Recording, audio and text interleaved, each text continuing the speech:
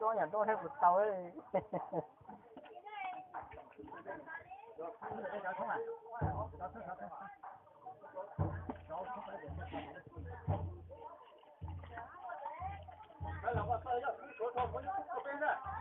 Mất cưa rồi, mất cưa cho đó sao à? Mất cưa à, tao nhớ mất cưa à.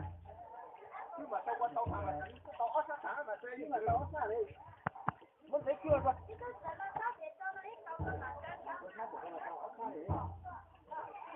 Còn một mất cưa quá.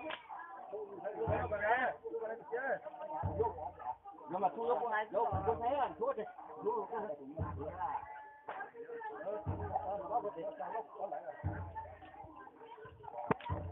giờ lỗ nó luôn, lỗ ta còn 100 cột, giờ lỗ mà mặt, giờ thôi mà giờ mình nông họ, nó buồn gì sao? Ai chẳng lắm à?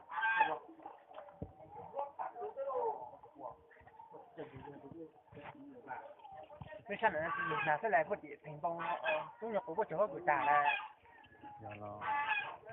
chỉ là chúng nhập có chỗ gửi trả đó, hai bữa giờ chỉ cho mình xe rồi. giờ lấy bên mặt cho cái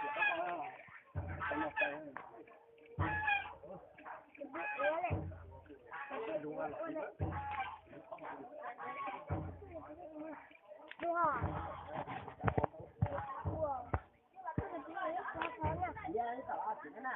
lâu đấy, lâu đấy.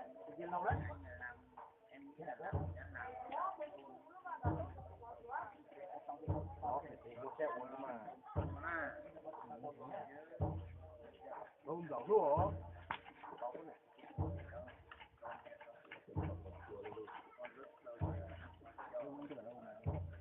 Nhớ cái đó nè.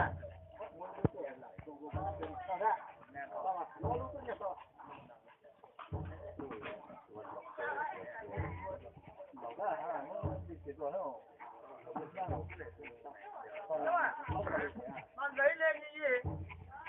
Đấy, không cầm đâu. Bỏ ra cái đấy thì...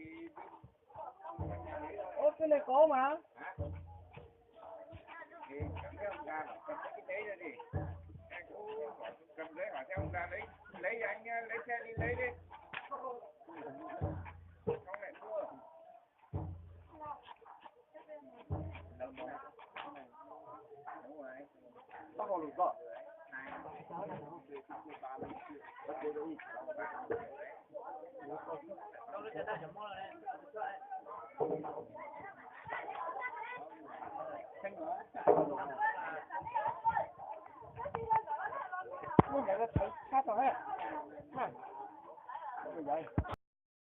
Không có đến cả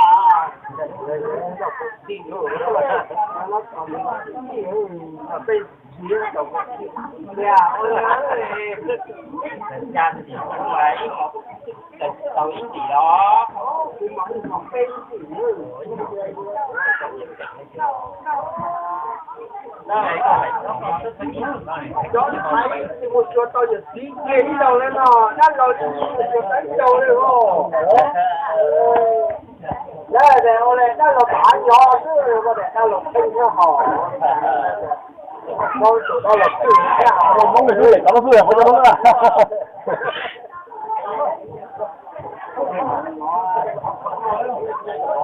không có hay đâu không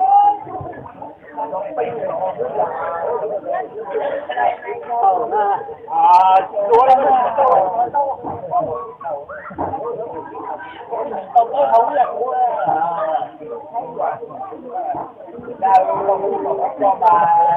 cho bà con rồi